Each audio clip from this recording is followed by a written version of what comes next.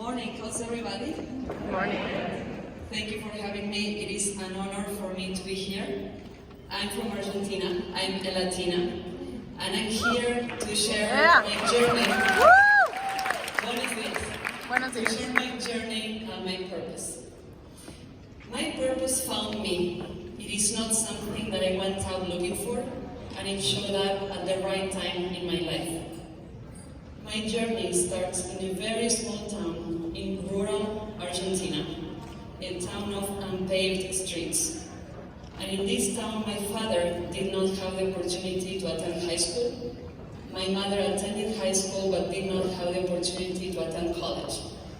But since I was growing up, I remember hearing them encouraging me and creating and dreaming and also creating expectations that I would be the first one in the family to go to college. And they had no money to pay for that. So when I turned 18 years old, I left my town and I moved to the capital city of Buenos Aires.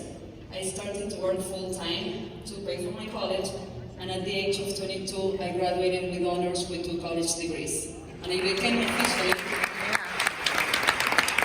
the first person in my family to attend college. Now, there were many firsts in my life. The first one to go to college, the first one to pursue a corporate career, the first one to marry somebody outside of our town, which is funny. The first one to move to a foreign country, first one to achieve a master's. I came here to study an MBA at Dartmouth in 2002, and the first female in the history of my family to own my own business. Yeah. Right, so, how many of you, raise your hand, if looking at your mother or your grandmother, you are also the first one to achieve something different, bigger, that they didn't have access to creating? Many. So you will relate to this. Being the first one is not easy. You have no role models, you have no guidance, and actually I had no idea, I didn't know personally that it was even okay to ask for guidance. So I trusted God and I did the best that I could do.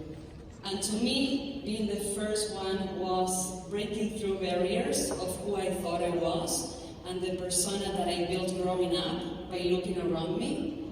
But most importantly, breaking through what I know, or I think, or I thought that I could possibly achieve in my life.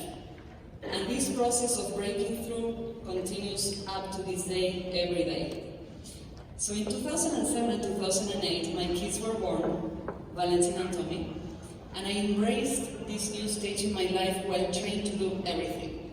The best mother, the best wife, an excellent professional, until the weight of my own expectations was so heavy to carry that in 2016, I burnt out.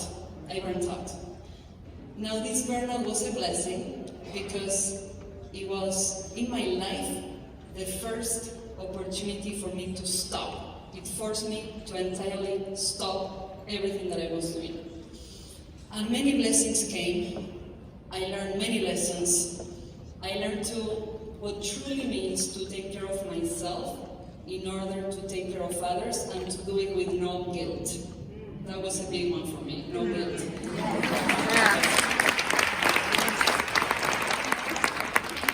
I also learned to ask for help.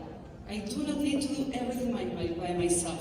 I have an amazing support network that I was not reaching out to. I grew up without guidance. I didn't know it was okay to ask, but I learned to ask for help. And interestingly, as I stepped out of my laptop, as I call it, as I stepped out of my laptop and I went into the community and participated in events, I discovered a new world and I started to connect with amazing women, and some of them are here. The Women in Latina Search, an amazing organization that creates awareness around the pay gap for Latinas and women of color, and that helped me expand my personal and professional network. I became very active with the Hispanic Chamber of Commerce of New Jersey, where I lead educational programs for entrepreneurs. And most importantly, for the first time, I have to confess, for the first time while living in the US, I started to feel that I'm Hispanic, because when I arrived in the US, I thought I was Argentinian. I didn't know what being Latina or being Hispanic meant. But I learned and I connected with this amazing community, And I started to feel a calling. My heart started to talk to me in this new, life of recovering and of silence. My life started to sing its unique song, and it was a calling for service. It was a calling to use all the blessings I received in my life, the education, the experiences, to lift and guide others. And that's how my company Alpha Quest was born.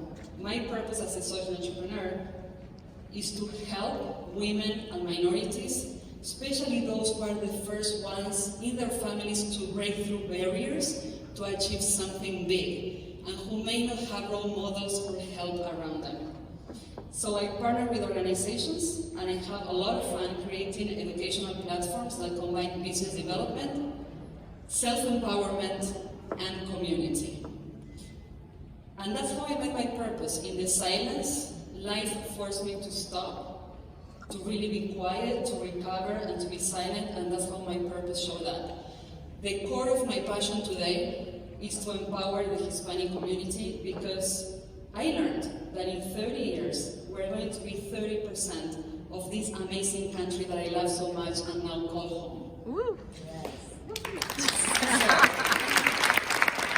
That's my mission, to empower my community, giving back.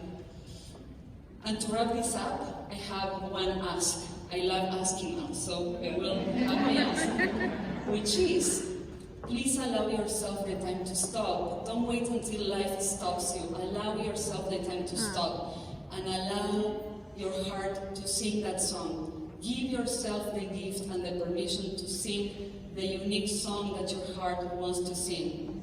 Because serving is a blessing.